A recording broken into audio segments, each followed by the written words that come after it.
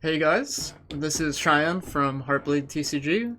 So today I'm going to run you through the back-end playtest tool that our team has made.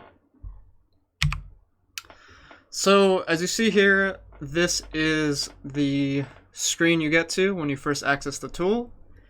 And this tool lets us test arbitrary card interactions. So what is an arbitrary card interaction? Well, we made this tool to test any potential mechanics that we wanted in the game. So the exact scope of an arbitrary card interaction is quite vague, and that is intentional. So this tool allows us to essentially do anything we would want to do with a card. So let me demonstrate this. So at the top here, I've anonymized this URL because this tool is only accessible to our internal team at the moment. So I have two tabs here, and these players are connected via the web. So the tech stack here, we're using HTML, CSS, Node.js, Express Server, and Socket.io for networking. So if I go here I can toggle cards, but I have no other actions. And here I have more actions like play card, draw card, etc. I can also interact with my opponent via this chat box. So I can say hi, and I see that my opponent says hi over here. So right now I'm doing this on my own computer, but it is possible for me to be on this one window and someone else anywhere in the world connected to the same URL and see this screen and be able to interact with me.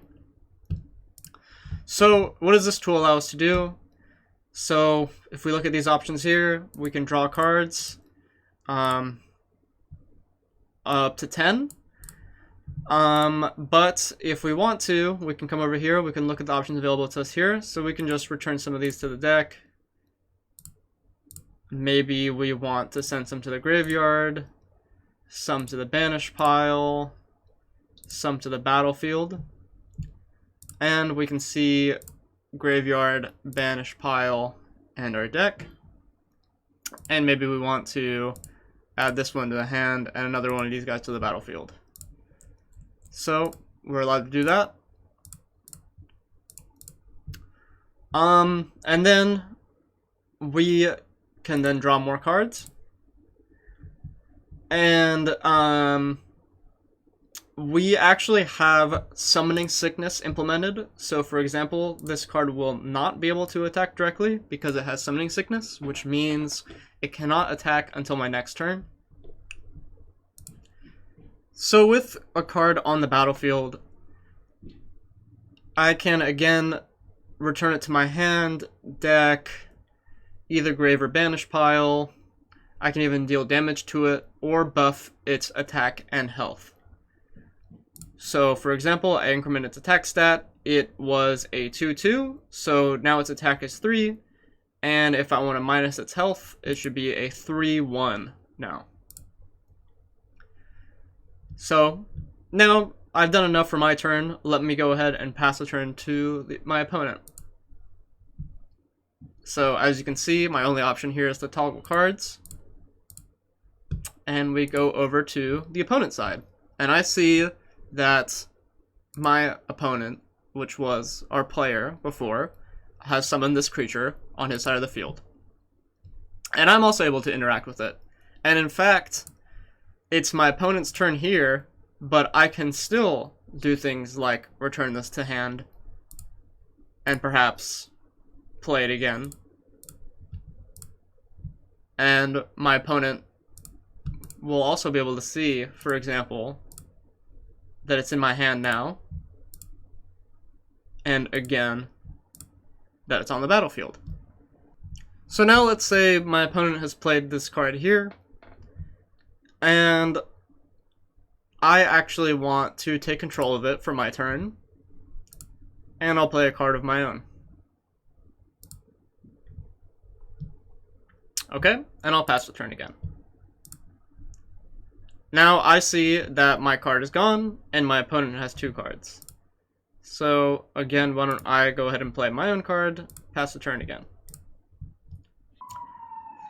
So, let me go ahead and put a couple cards onto the battlefield.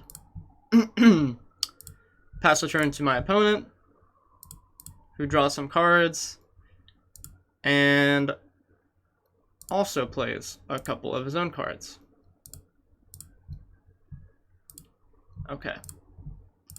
Now, I click my own guy, and let me try attacking directly. And so I deal 4 damage to my opponent. And as you can see, player 2's life has gone from the starting 30 down to 26, because this was a 4/5 creature.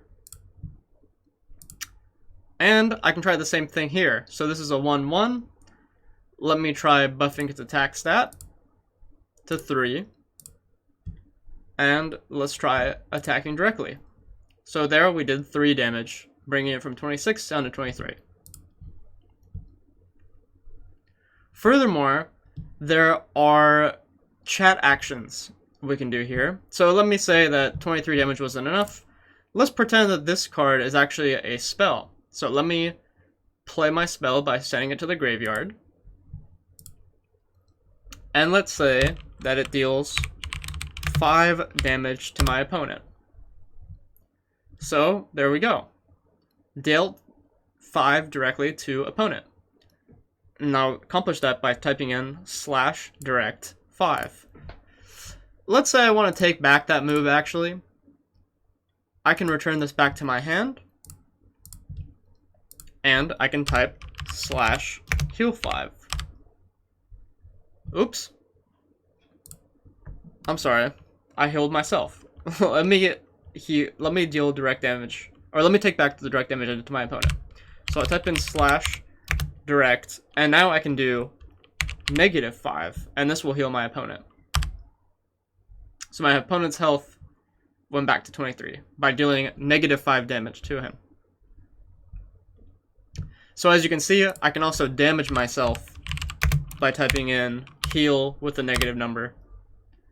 So I healed for -3 life, and I went down from the 35 I was earlier down to 32. So in this way, I've demonstrated different actions you can accomplish with our backend tool. I hope this video has been informative, and I hope you stick around for more developer updates from Heartbleed. Thank you, and we'll see you on the battlefield.